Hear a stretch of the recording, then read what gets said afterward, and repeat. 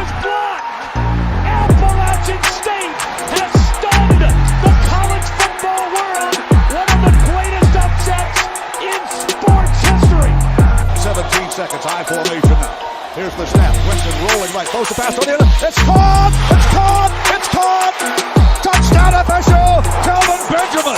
Knowles retake the lead with 13 seconds remaining. Tagovailoa trying to make up for it. Fires to the end zone. Touchdown! Alabama wins! Dustin, holy crap, man. It is week 1. This is the Ladder We're Live. I am Mike Settle. That over there is Dustin Franklin. Buddy, we're back. Can't believe it. College football is finally here, week 1. How you feeling, man? I don't feel like it's Christmas morning. I'm feeling right. Great. Excited. Woohoo! Got a new train set under the tree. Let's do this, baby. Oh, man. Okay, so there is some college football that's already happened. We're going to get to that in a second. But before we get to the live game action, yesterday, of course, whenever we don't record a show, Dustin, some news breaks. It's the craziest thing. It can't ever happen before we record. It always has to happen after. So, Dustin, 12-team playoff approved.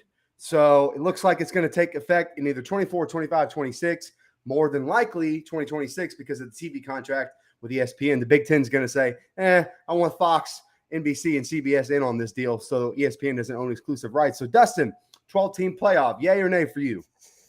I mean, we knew it was coming. It's nothing groundbreaking here. I would have rather it been 6 or even 8 teams, but you know, because like I've said the whole time, there's not 12, there's not 16 teams that can win a national championship, but we knew that we knew this was coming. Yeah, man, it's one of those things that no matter what you did, there's never enough teams that would be good enough to make that happen. And so 12 teams seems like overkill to me. I understand, and there's going to be some automatic qualifiers. Here's some positives. We're getting on-campus playoff games. I think that's great for the schools and the universities that host those things.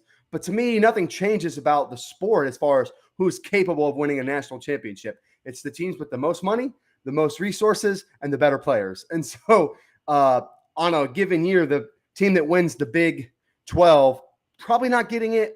They may get in, but they're probably not going to win, or they have no shot of winning just because Alabama's in their way, Ohio State's in their way, Georgia's in their way, Clemson's in their way.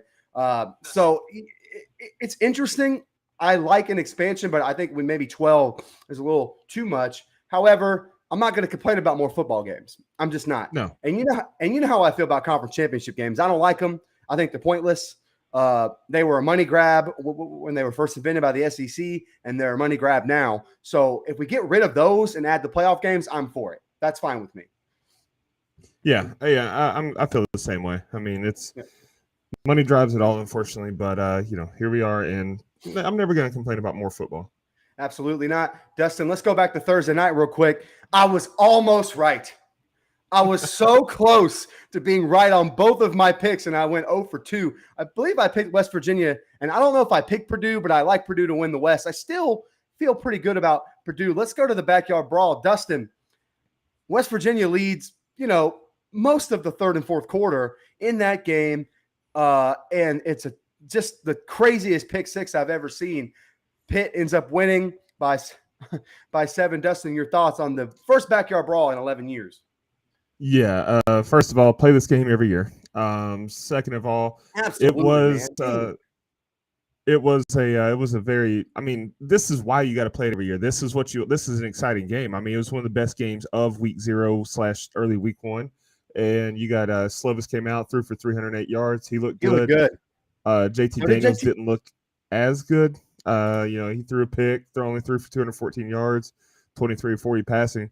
But I mean this game had it all, had back and forth, had excitement. And how about Donaldson rushing for 125 yards on 7 carries as well for West Virginia? So big game for him. But I mean this was, I was tuned into the Tennessee game just because it was where I was at. That was on every TV except for like 1 or 2, and this was the other game that was on. Yeah, man. I mean, here's the thing. Slovis looked good. JT Daniels looked good. So if you're both teams, you kind of have to walk away feeling pretty good about this game, at least I would think. If you're both fan bases, that's a crushing defeat.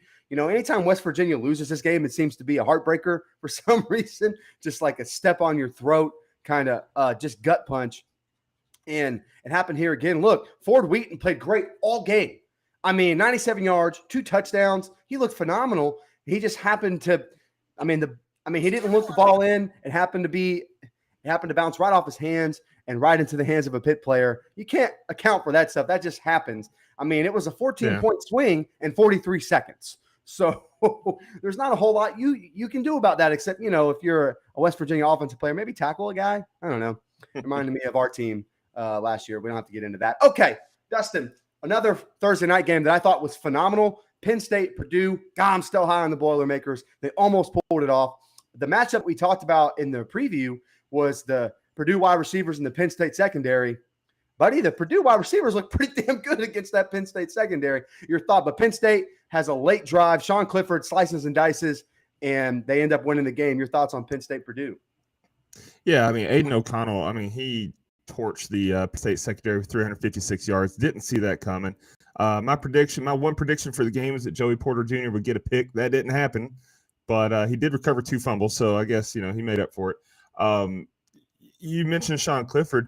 He did not look great for most of that game, but when it mattered, he did. So, and that's really all you can ask for out of a quarterback who's known as a game manager, is to, look okay, but then when it matters, lead your team on a drive, and that's what he did. So, the spread was only, I think, 3.5 on that one, so Penn State did end up covering. So I was right. Hey. Hey, I'll take the L because, golly, I was close. And I still think me being higher on Purdue may pay off. Now, we could be – look, this is a week 1 game. We could be overreacting to the fact that neither one of these teams are very good. I'm curious. What is happening with my computer this morning? Hey, man, you got ghosts in your house, bro. Yeah, sorry. Yeah, you got demons and ghosts, man. That's because you watched The Exorcist, man. We talked about this. Okay. No, but sorry. Got me a little off track there. But I think Penn State and Purdue could be an example of Notre Dame, Texas from a couple years ago, where neither team is fantastic. As the season goes on, reminds me a little bit of what FSU and LSU could look like. We'll talk about that in a little while. But that was a great game. Great Thursday night slate. Friday night didn't have any of the big games. TCU handled Colorado pretty easily. Michigan State handled Western Michigan pretty easily for the most part. The weirdest game, and damn it, Dustin, I'm mad. Fat at Illinois loses a close one to Indiana, an Indiana team that I don't think is very good. Dustin, Indiana beats Illinois 23-20. Breaks my heart. I'm still hoping I hit the over, but that was one I was counting on. I'm a little worried about hitting my over bet. I may lose out on about $30-40 right there. Yeah, I even talked myself into Illinois winning that game, so it was tough. And not only did Indiana win, they covered. The spread was 2.5 points. They won by 3. So, we were both wrong, man. Yeah, I'll let you talk me into it. I think, I don't know, but I really thought that Indiana had lost too much. Same. Come on now. Yeah, it is what it is. Yeah, I will say this: Connor Bazelak looked pretty good, which is not what I was expecting. I don't know if it's the Illinois defense. I don't know if he'll look pretty good all year, but I thought he looked pretty good in his first showing at Indiana, coming over from Missouri. Look, man, those are two probably 6-6, 5-7 football teams. Maybe worse if you're Illinois, because that was one you had to get. The drive for 5 is still alive. By the way, my Kansas play is still intact. Just need 2 more, baby. Just need 2 more to get that Kansas over. I'm ready to see it. Okay, that was Thursday and Friday. There wasn't a whole lot to chew on Friday. So, normally on this opening slate, you get like a kind of a big Friday night game. I don't know if the Big Ten decided to roll out Indiana and Illinois as their big Friday night game. But, okay, that's fine. By the way, great showing for Sonny Dykes and TCU in his first game there. Yeah, and not a great showing so far this season for my guy Will Healy. Buddy, Charlotte. Whoa. I don't know how long Will Healy's going to be there. Dude, they come out and lay an egg against FAU, and I'm thinking, okay, that's fine because maybe Willie's finally in year 3 putting that offense together. But then you come out, and after 3 quarters, you're up 24-20 on William and Mary. But then you give up 21 unanswered points in the fourth to lose 41-24 to William and Mary. Not a chance. Yikes. Yeah, man, I'm just going to tell you this. That team's bad. They look slow. That offense looks inept, which is not something I expected from this Will Healy team. I don't know if last year was supposed to be the culmination of the build, but if this was supposed to be the peak, he may not be there very much longer, man. They're going to be moving into the American. Kind of like I said at FAU, you kind of want to go in with that new coach smell. And I like Will Healy. I'm not putting him on the hot seat yet, but that's a tough sell if you're Charlotte Brass there. You kind of have to look towards the future. I like Will Healy. I would give him another year to turn it around. But this team looks like, buddy, they may go 1-11, 2-10. I mean, this is not a very good football team. Yeah, what you can hope is that this is the turning point. You've hit rock bottom, so now you really have to hope that the team goes all in, buys in, and turns it around. Have some pride the rest of the way. Tough thing for the Charlotte 49ers there. Okay, Dustin, are you ready? It is week 1, Saturday, Sunday, Monday. We have games on all these days. We're going to hit you with these quick predictions first, and then we're going to get a little bit more in depth with the bigger games of the weekend. I believe Dustin's going to have you some gambling advice because it appears you don't want to take mine after this first few days. Dustin, are you ready for week 1 picks and predictions? Let's do it.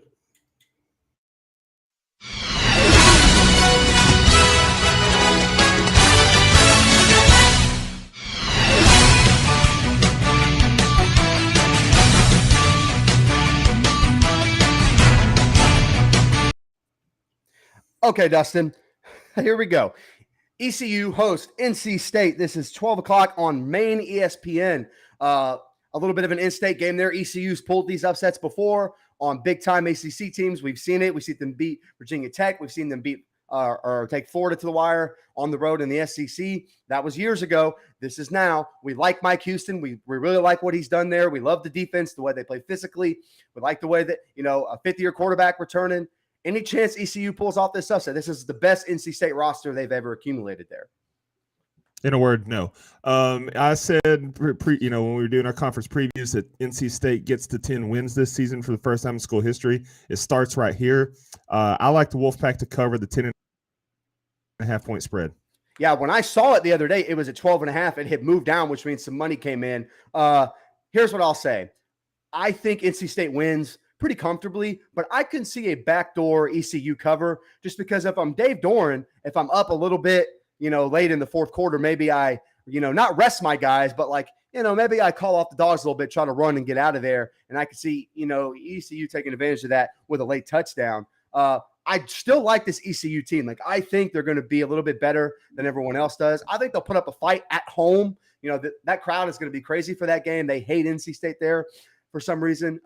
So I think they'll perform well, but I think eventually they'll wear them down and NC State gets the win.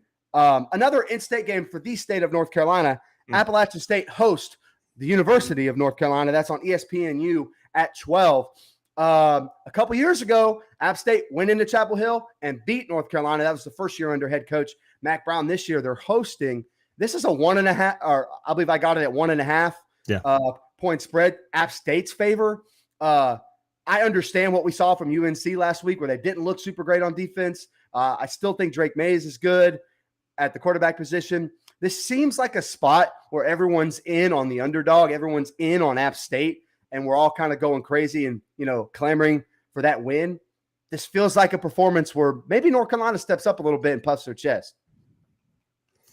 Yeah, after what I saw against FAMU, I just don't think that UNC's got it. I mean, I think that the offense is going to look fine, but, buddy, FAMU was without so many players last week, and they gave up 24 points. That scares me. So you go on the road, App State, tough environment to play in. I like App State to win and cover the 1.5.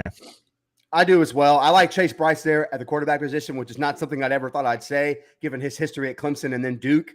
But he fits nicely there. For some reason, they put an offense around him that I like. I love App State's defensive line. I think they're physical and tough. I like App State to win as well, but I don't think it's some big blowout game where they make a statement. I think it's a really good football game close to the end. I think North Carolina will get up for this game when it's kind of hard to get up for a FAMU team that was missing like 20-something players. So I think it's a close game, but at home in that environment, I just think App State may end up pulling it out. But I don't know, man. I'm not confident about it. I do think Obviously, App State wins and covers. But good football game. By the way, ACC team, stop going on the road to Group of Five. Stop doing that. That's not you don't have to do that. We're the only we're in the only conference that does that, Dustin. The only one. The Big 12, kind of. Okay. Really quick, Michigan and Colorado State. The only reason I have because we're getting the rotating quarterbacks, the godly decision that Jim Harbaugh decided to make this week when he's going to start one quarterback this game and one quarterback next game. Michigan State wins comfortably, yes? Or excuse me, Michigan. Michigan, yeah. I mean, they do, but 30.5 points is a big number. So I do like the Wolverines to win, but this may or may not be one of two Norvells that covers a spread this week. Jay Norvell, I think, covers this 30.5 point as the Rams cover. Yeah, that's a big, man, that's such a big number. I like Colorado State to cover that. I like Jay Norvell. I think he'll have them playing just better. Just they'll look like a better football team. That they won't be very good. I don't think the talent's there, but I could see it like a sneaky backdoor cover. I like Michigan to win pretty comfortably as well. Iowa, South Dakota State. Iowa, why are you scheduling this game? You don't have to schedule South Dakota State. Go schedule someone else in the FCS. Get a nice little win. Any chance the Jackrabbits pull off the upset? Upset, no. Cover, yeah. I mean, this South Dakota State team, like you said, this is no pushover FCS team that we're used to seeing in these spots. So I think Iowa's going to handle business, but they won't cover that 20.5 points. That's also a big number for a FCS playoff team. That's also a big number for Iowa to cover. Yeah. Iowa sometimes struggles to score 20 points. So. Exactly. Unless they create, 5 turnovers again, like they did last year, where they were averaging 3.5 turnovers a game. That's incredible turnover luck. You can't really teach that or predict that. Most teams regress back to the mean when it comes to defensive turnovers. So I like Iowa to win close. I mean, very, very close. I think it's it wouldn't surprise me in the second, third quarter. We look up and South Dakota State has a lead. That would not shock me at all. Okay, here we go. There's some of the big games. UTSA hosting Houston. I gave my prediction on Houston. I think they're going to go undefeated, but they got to get past this game first. Any chance the Roadrunners pull out a big one from my man Jeff Traylor? No, the Houston -4 is easy money. That's one of my biggest locks of the day. So give me the Cougars by at least 10. Yeah, UTSA loses a lot. That's the biggest game to ever be inside the Alamo Dome, to be quite frank with you, which is a fun environment. I'm going to be excited to watch that game, but I like Houston to win and cover as well. Okay, BYU goes on the road at USF. Something everyone's talking about with the Utah-Florida game is the humidity, how hot it's going to be inside the swamp. And they're talking about how that's going to affect Utah. Buddy, BYU has to do the same thing going to Tampa. And I know this USF team hasn't been good, but they showed fight at the end of the year. They got Gary Bohannon in at quarterback, the transfer from Baylor. Sneaky play here. I like BYU to win, but I think it's a closer game than people expect. Yeah, here's the thing. BYU is a good team. USF still rebuilding. So I do like BYU by 2 touchdowns, so they should cover the 11.5. Memphis and Mississippi State. This is 7:30 on ESPNU. This is a pseudo rivalry game. Anytime Memphis plays one of the Mississippi schools. Last year, Mississippi State got robbed on the road at Memphis. That was a weird result. They're still mad about it. I like Mississippi State to come out and beat the brakes off Memphis. See, I don't know about beating the brakes off them. I like Memphis to cover the 15.5, but I do like Mississippi State to win. But the play in this game is the over. Take the over 55.5 points. We're going to see some offense. The only thing I'm worried about that is I think that Mississippi State defense is sneaky good. I mean, sneaky good. There's some NFL talent on there. It depends on how they play, but I'm higher on Mississippi State than I think a lot of other people are, and that's okay. Georgia State, South Carolina. I think I got this number at 12.5. That kind of made me worry a little bit about what does Vegas know about South Carolina. I like this Georgia State team. We talked about them. Look, I like their coach. I like their staff. I like their ability to come up and play in big games. They almost beat Auburn last year on the road. Any chance we see Georgia State pull off an SEC upset?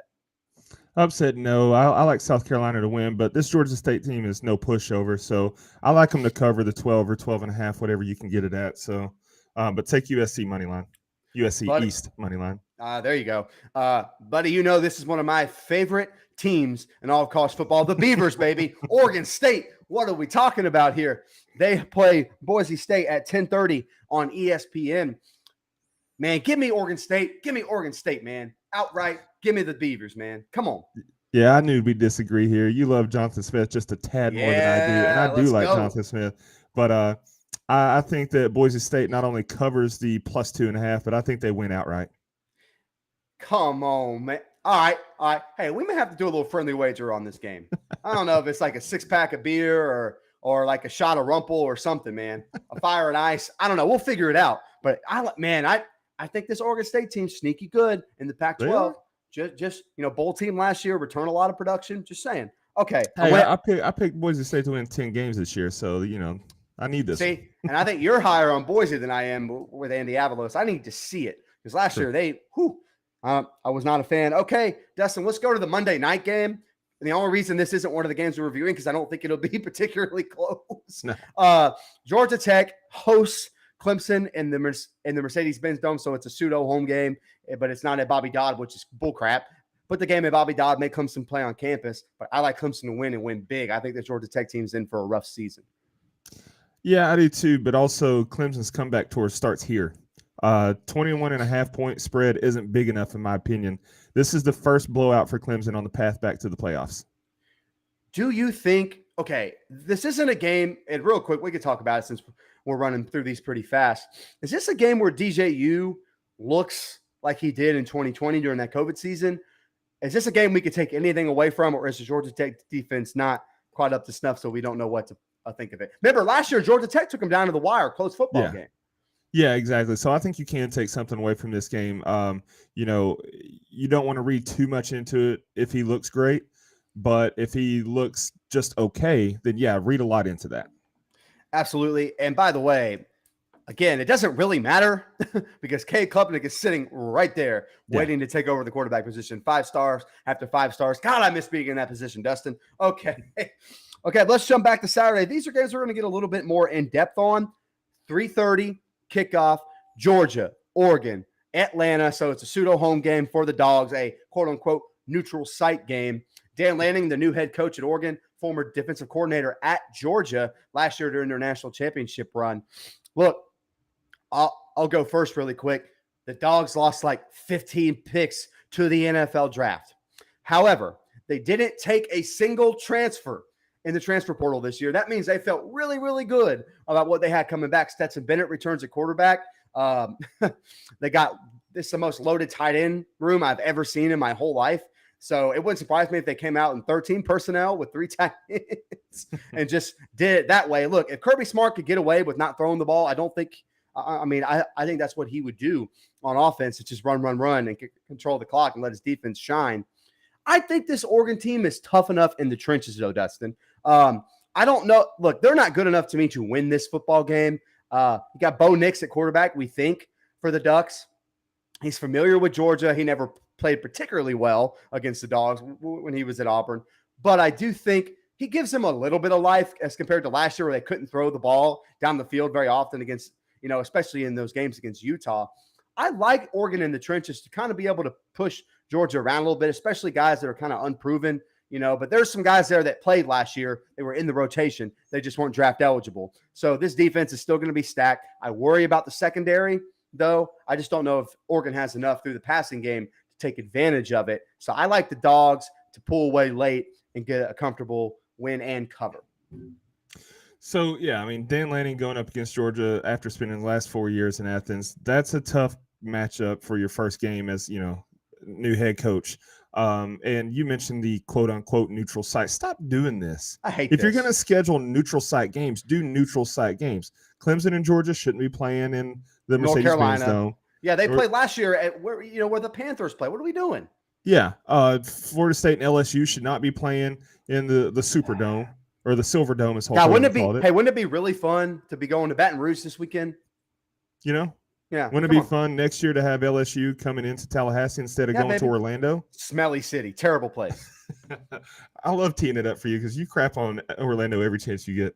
Dog shit place. Sorry. Excuse my language. But no, Oregon's offensive line is probably the best offensive line group that Georgia's going to face all season. They've got studs across the board there. The front seven on defense is also up there as far as one of the toughest groups that Georgia is going to face this year. But Georgia's coming off the Natty. Got a lot of pieces that left, but a lot of pieces returned. They're so deep, like you mentioned. They didn't take anyone from the transfer portal. That's insane. Everyone, even Bama took players from the Bama transfer took portal. four really good players. I mean, they're going to be starters there. Yeah, So, one of the guys we spoilers Yeah. think is going to be on the stage in New York Right. at the end of the season. But Georgia didn't have to do that. That's how deep they are with 5 stars. Oregon does have the talent, but listen, are you really expecting me to put my faith in a Bo Nix-led team to be the guy that beats Georgia? I just big can't game do it. Bo, baby. Come on, big game Bo. No, You don't believe? No, can't do it. Stinky. I predicted Georgia 12-0 regular season, and they can't do that by losing this game. So I've got Georgia winning, but I do think Oregon covers the 17.5 points. That's 17.5 is a pretty big number considering how stout this Oregon defense is. This is a game I think people are expecting a blowout. But outside of the Arkansas game last year, Dustin, Georgia doesn't put anyone away very early. You know, Yeah. they kind of do what I used to call the Bama or the Bama crock pot, where they slow cooked you to death. And that's kind of what I think they want to do with Oregon here. I think it'll be an interesting, fun game at first, but you're absolutely right. I see Georgia pulling away, winning very comfortably. However, if it's a close game late, interesting to me, because I don't know who's the playmaker outside of Brock Bowers to step up for Georgia. And, you know, we're not huge on Stetson Bennett, so, you know, close game, okay. But I like the Georgia defense enough. I think they pull away and win late. Dustin, another 3:30 kickoff. This is what I'm talking about, a little home action, baby. Yeah. Cincinnati, former playoff team last year. Cincinnati, number 4 seed in the playoff. Don't forget. Going on the road to Woo Pig, baby. Arkansas hosts the Bearcats. We're high on Arkansas. We're high on KJ Jefferson. I'm going to let you go first. Give me what you think about this game, man, because man, what a game. That's the most interesting game of the weekend to me. Yeah, Luke. I mean, this is going to be a game that you should tune into. Luke Fickell's proven that he can be. He's a more than capable head coach. He's a stud at head coach, and he'll have the Bearcats ready to play in an SEC environment. The Cincinnati Lions on offense and defense are going to be up for the task, but to me, it's going to come down to how the backfields will perform. The quarterback situation for Cincinnati, losing Desmond Ridder, the defensive secondary against KJ Jefferson. That's where the matchup's going to be won or lost for Cincinnati. Arkansas, on the other hand, they led the SEC in rushing last season. They should be able to get the ground game going, especially the longer the game goes on. You know, I think that in the beginning they may struggle, they may get some yards, but no big chunk plays. But as the game goes on, I think they'll wear Cincinnati's defense down. So I do think Arkansas gets the win, but it'll be a close, low-scoring game in my opinion. I think you're going to see a lot of ground game in this game. So as far as Arkansas covering 6.5, I got nothing for you. To me, the best bet here is the under 52 points. Yes, I think so too. I think if you're going to play this game, I would definitely do the under. 6.5 is a little scary to me, unless you just have a lot of faith in that Arkansas offense, which, I like. I think I like KJ Jefferson. I think he's perfect for what they do. They got Warren Thompson, the transfer from Oklahoma, whose name is slipping me right now, at receiver. So they got some big play threats down the field. Cincinnati, my only worry is Jerome Ford's gone. Desmond Ridder's gone. On defense, both those corners are gone, including Sauce Gardner, first-round pick. Mm-hmm. They got to replace a lot of guys. I believe what they end up having after 7 rounds, 12 draft picks or something like that. I mean, just lost a lot of returning production. That's really hard to replace at a group of 5 school like that. Yeah, it's an unprecedented number of players to lose to the draft for a group of 5 team, really. Absolutely. I mean, I've never seen it before. So, but if I trust any coach to have a team ready to play, you know, again, they rotated a lot of guys last year because they were in some blowout games anyway. So there are some guys with experience. My only concern is, Dustin, it's hot. It's early in the season. Arkansas returns a lot of production. Cincinnati doesn't. I love Luke Fickell. I think he's going to, they're going to do just fine moving into the Big 12 starting next year.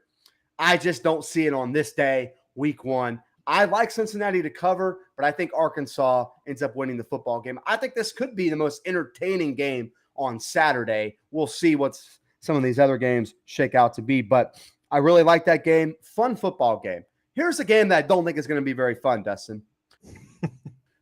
Notre Dame on the road, State. Any chance the Fighting – well, let me put it to you this way. Do the Fighting Irish have a shot to win this football game? I think everybody has a shot to win every football game. That's why they play the games. That's my politically correct answer. No, did you? They don't. I was say, did you go watch Hamilton before we recorded? Come on, man. Marcus Freeman making his debut this season. Congrats, you get Ohio State, who should be in the playoffs at the end of the year. As far as pressure goes, though, this is one of those games where Notre Dame has virtually no pressure. They're not expected to win. It's a first-year head coach. They're going to be playing footloose and fancy-free, baby. They're not going to care at all. They're going to get in there and play fun. Yeah. So that's what you want from them. And Ohio State, on the other hand, they've got a ton of pressure because 2021 was disappointing by Ohio State standards with all the talent they had on the team, especially on defense. Defense was a huge letdown last season. So, they'll look to bounce back. On the flip side, Notre Dame's defense is going to be stout this year. I hope so. Defensive guy. Last year. And that defensive coordinator, his name escapes me. But isn't Al Golden? Wait, did I miss that? Is that the defense coordinator at Notre Dame? I'm pretty sure it's Al Golden. Hang on. No way. Well, hey, real quick, on the flip side, the defensive coordinator at Ohio State is now Jim Knowles. I expect them to look significantly better even in this first game. Like, that Ohio State defense couldn't have gotten any worse last year, dude. So, Jim Knowles coming over from Oklahoma State, led one of the top 5 defenses the last 3 years. Great hire by Ryan Day to make. I expect them to turn it around pretty quickly. Yep. My only concern, and this is, look, I'm just grasping at straws here. I think Ohio State wins and wins comfortably. If it's a close game late, Notre Dame starts to feel pretty good about themselves. Like you said, I think they'll play loose, and, new quarter. Here's the only thing. They're breaking in new quarterback, offensive line pieces. So there's a lot of new on the Notre Dame side where I don't think there's any new really at the Ohio State side, except for a better defensive coordinator. Right. I like Jackson and Jigba. I think he's him and he who shall not be named Junior on the other side playing wide receiver. I like this off. Here's the thing. In this kind of game, what do I like most out of everyone on the field? It's the Ohio State offense. I think they score a lot. I think they score early. And I do think Notre Dame may have maybe some kind of late cover, but I like Ohio State to win and win pretty comfortably. Yeah, and it is Al Golden, is Notre Dame's defensive coordinator. Good for you, fun. Al. Good for you, buddy. I hope he is wearing a tie. Yeah, I hope he's wearing a tie. All right. But no, I mean the problem with Notre Dame is yes, they're going to play loose and they're going to have some fun. That defense is going to be good, especially the more the season goes on. But the problem with Notre Dame is they're facing a quarterback who, by all accounts, should be in New York at the end of the season for the Heisman ceremony. C.J. Stroud is elite, and he'll be too much for the Irish. Yep. So I don't like the Buckeyes to cover the 6.5 points or 16.5 points either, but they're going to win probably by 14. Yeah, I could see a double-digit win here by the Buckeyes, and I had them going 11-1. This is not the one. But I think, like another team that we're about to talk about, when you look at the end of the year, Dustin, I can see this Notre Dame team being really, really good. Let's jump ahead to Sunday, and we'll come back to what I think is the game of the week. Let's jump ahead to Sunday. The Noles, they're going to New Orleans, baby. This is what we've been waiting for. Duquesne got it out of the way. Good win, 40 points. Love to see it. Dustin, this LSU team under new head coach Brian Kelly, who I'm high on, and I think by the end of the year, LSU will be good. I think I know where you're going, but let me lay this out for you. This is year 3 under Mike Norvell. Florida State looked better towards the end of the year. I don't know how much of that was smoke and mirrors, but I think the defense took a big step forward.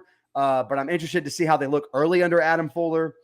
I like this offense. That's what shocks me the most. I think if everyone can be healthy on the offensive line, I think the 3-headed monster at running back for Florida State, they're not able to run like they were last week because I think the LSU defensive line, which I'm sure you're going to touch on, my man Mason Smith, is right there in the middle waiting on them. But I think if they could create enough offense running the ball and throw off of that to some of the new receiver pieces, this is a game where there's a lot of new on one side, and then you have a team that has a cohesive coaching staff that's been there in place, and they have a game under their belt already. So there's already traction on the tires. You know what I mean? And so that's really the only reason I had Florida State winning this game. And I know I sound biased. This game could get ugly. I hope not for Mike Norvell's sake, because I really don't want to start over with another coach. So at least go out there and look competitive. But I'm interested to hear your thoughts. So I think I know who you're going to pick to win, but I want to know if you think if it's going to be a competitive football game. Okay. You see the hat. I just want everyone listening and watching to see that I am a Florida State fan. No matter how I appear at times, I can be critical because I love them so much. Now, listen, I came away from last week's season opener very impressed with the FSU ground game and the play calling. And we talked about that. The play calling I loved because too often. Significantly better. Yeah, too often the past couple of years, what we've seen is, try to get too cute. And when something's working, well, let's try to keep him off balance. Let's go with something else. And no, he stuck with what was working, which is the ground game. And then when the passing game was there, Jordan Travis was very accurate on the deep ball. Looked great. But it was Duquesne. I can't get too hyped about it because it was Duquesne. The defense, however, did concern me because we didn't get as much pressure in the backfield as I would like to have seen. I know they only threw the ball 17 times and wasn't really any stunts or anything on the D-line, but isn't it weird they almost pitched a shutout and gave up virtually like no yards and we're still not impressed? But you're absolutely right. There is cause for concern for sure. Especially because, the defensive secondary, we've got some dogs back there. Omarion Cooper. Who will be back Jamie for Robinson. this game, by the way. Who will be back? Yeah, he'll be back. Yeah. So we've got some talent there, but the problem is the past couple of years, we've always got talent in the defensive backfield. We're DBU. Problem is inconsistency. The Dukes had some open receivers last week. The quarterback just couldn't get him the ball. Their quarterback sucked, respectfully, if he's listening. Brian Kelly, here's the thing. He started the season last year with a win against Florida State. He is a great coach. I mean, a great coach by all standards. He's, at the top of the board in wins for active coaches, and he's up there for all-time coaches. He's climbing the ladder. His defensive line this year is much better than the defensive line he had at Notre Dame last year. And as good as the offensive line at Florida State looked last week, I'm still, we've seen it too much over the past, 5-6 years. I'm still weary about that Florida State offensive line. This isn't your typical new coach situation, LSU. LSU underperformed last year, sure, but they have talent. And Brian Kelly is a great coach. I think Jaden Daniels is going to be the named starter. They're keeping that very close to the chest. And here's the thing. I know you don't like him, but he's going to look like a Heisman. He's smelly. Nah, he's going to look like a Heisman. Nah, no way. That's the one thing we've had big disagreement on. Absolutely. I don't think he'll look like a Heisman candidate, but I do think that he'll play well enough to where LSU wins the game. The line is -3 right now, or -2.5, depending on where you look. I think LSU covers that. I've got LSU 29, Florida State 24. So, yes, it is a good showing, only losing by 5. That's a close game. It's not a blowout by any stretch of imagination because I think the ground game is going to get some yards, but not 406 yards, not against this defense. So this is my only thing, and then we're going to move on to what I think is the game of the week. I don't think the LSU quarterback situation is good. I think the reason that he's starting is because they don't have anyone else, and they're worried about their offensive line, by the way, Their offensive line is almost 5 new starters. A lot of them are young. They're starting a freshman at tackle. That's not good. And I know we don't have great defensive ends, but I do think between Verse and Briggs and McClendon, I think you could get a good pass rush generated on a freshman out there. So I like that. But that LSU offense worries me because their receivers, if he can get them the ball, is a scary thought to me. But again, new offensive line, they don't love their running backs. So I don't think I don't think LSU will be able to run the ball that well in this game. Neither offensive line is very good. They're both average at best, and that's on a good day. So I'm interested to see I think this is a low scoring game. I think you can take the under and feel pretty comfortable about it, quite frankly.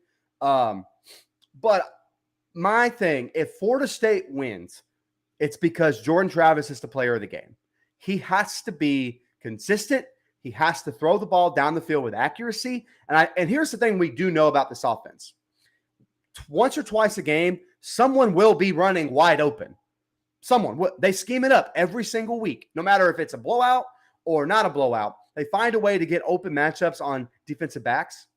So if Florida State is able to create that a couple times and Jordan can hit those guys, then I think we're in an interesting ball game. I'm going to take Florida State to win. Complete homer pick, complete bias pick. I understand that, but I don't think it's illogical either. There is a path for Florida State to win this football game, but it wouldn't shock me if they went in there, good showing against an LSU team that's, very talented. That just, maybe they fall a little short. But something about this Florida State team feels different. They feel cohesive. They feel together. And I know that's all cliche, but that stuff matters when it comes to week 1 games. And so now if this game were week 5 or week 6, I would probably feel a little different about it. But week 1, I know they're going to be in New Orleans, but Florida State has 30,000 people there. That's about half, or a little bit under half of the stadium. I don't know, man. I think it's going to be a fun environment. I like Florida State to win. More importantly, I want to see a color-on-color matchup as far as uniforms go here. I want LSU in the purple, and I want FSU in the garnet. Let's do it, baby. Why are you trying to hurt my eyes? I haven't done anything to you. I've been super nice, super caring, good friend. You don't have to do that to me. Come on. Okay. So, but seriously, LSU will probably be in the white. That's how they do. What do you think, FSU? Do we break out the black uniforms? Absolutely not. Not in a game like this. Maybe later on in the year against Louisiana. But what I do think they do, pack the garnet pants. Hashtag shout out to Tarif. I think they have a chance to pack the garnet pants here. A little garnet on garnet, which I love garnet on garnet. I think it looks great. Okay, let's move on to the last game that we have. I think it's the game of the weekend.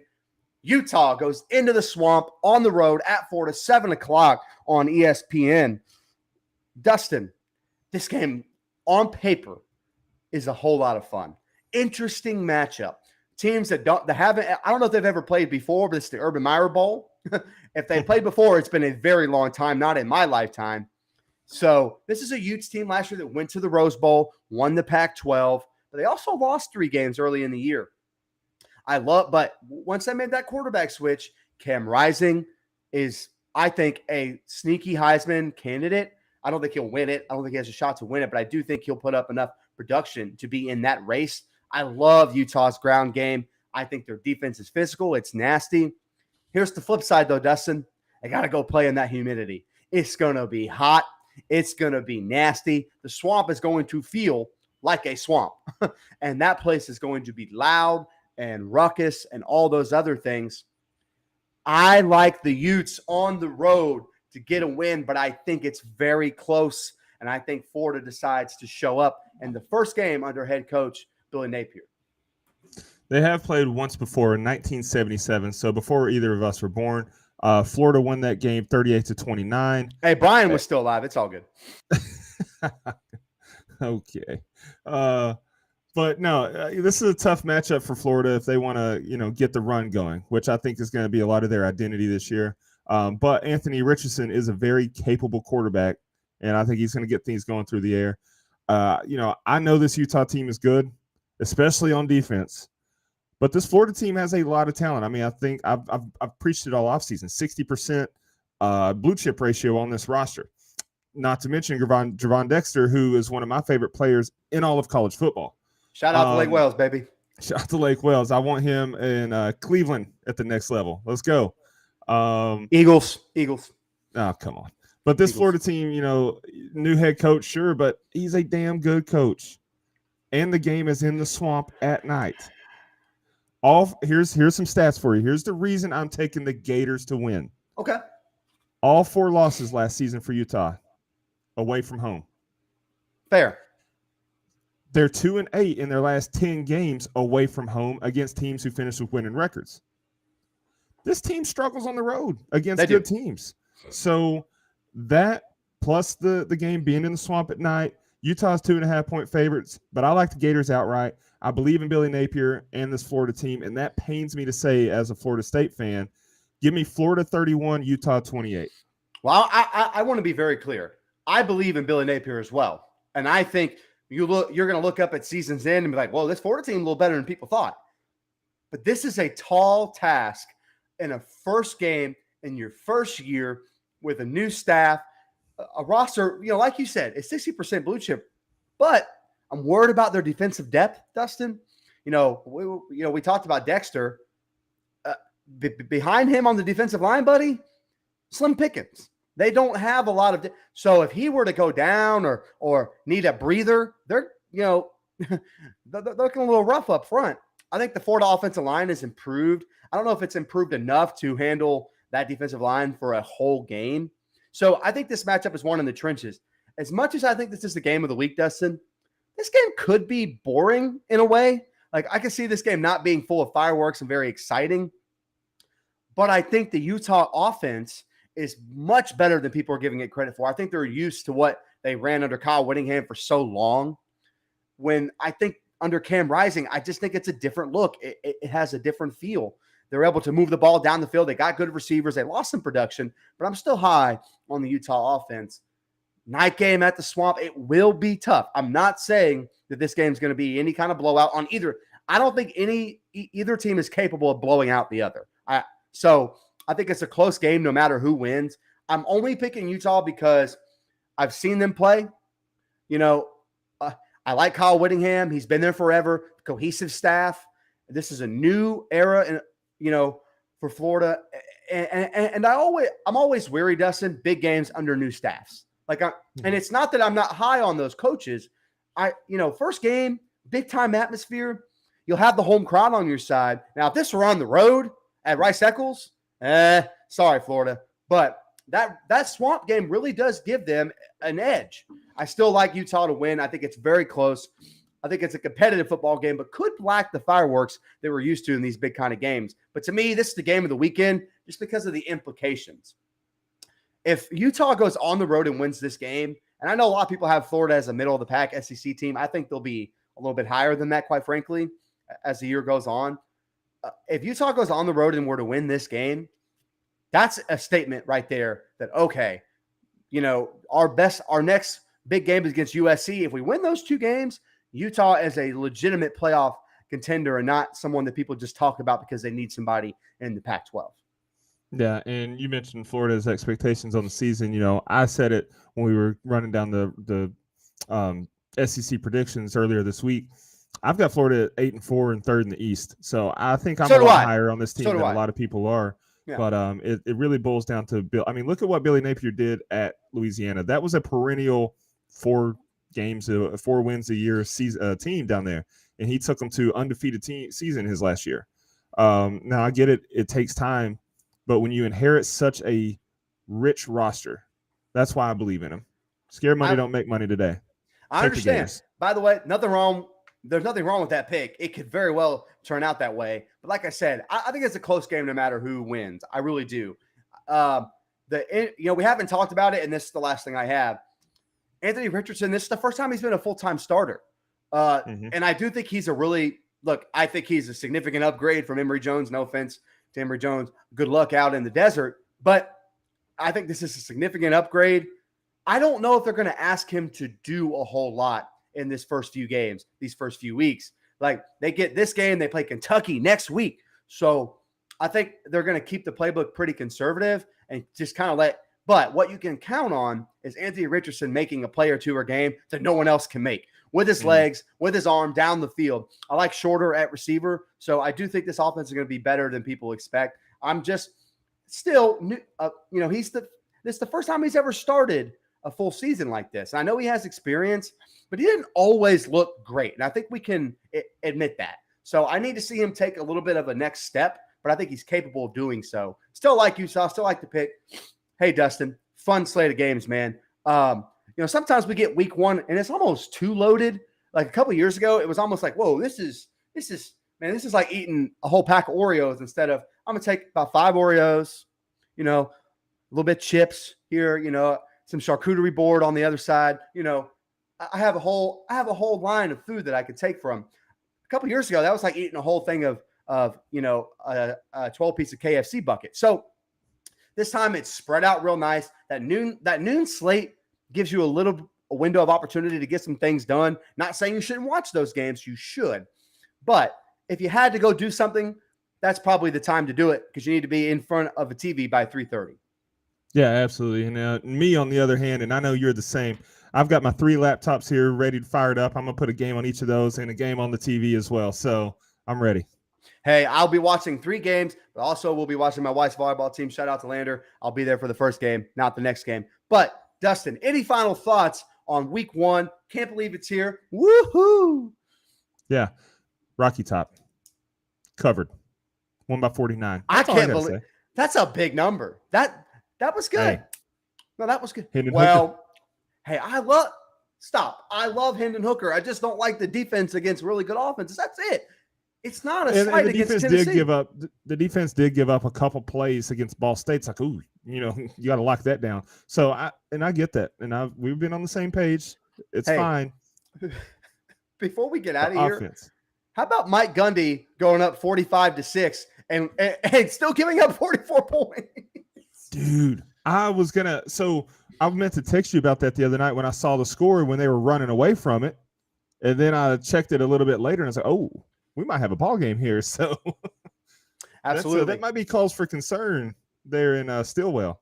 Hey, you've got a full slate of games starting at 12. It takes you all the way to Monday night with Georgia Tech and Clemson, which, hey, man, that's why they play the games. You never know. We got in and out under an hour, which is unusual for us, but we're trying to shorten these shows because we like to ramble, and that's okay. It's all about the banter, baby. Dustin, any final thoughts? Nope. Be sure to place your bets based on my advice and enjoy the day. Be sure to place your bets on Dustin's advice, not mine, because I'm clearly wrong the majority of the time, although I'm going to make money on the Kansas over. Dustin, thanks for joining me. Thanks for everyone who watched and played along with us. We'll be back here next week doing week 2 early in the morning. We may go a little bit later. We may try to go around 8 o'clock. We'll see how the schedule works out. But don't forget, we have a podcast where we review these games, where we talk about the news of college football during the week, and then you can come join us right here Saturday morning to preview all the action for the weekend. We will catch you next time on The Lateral.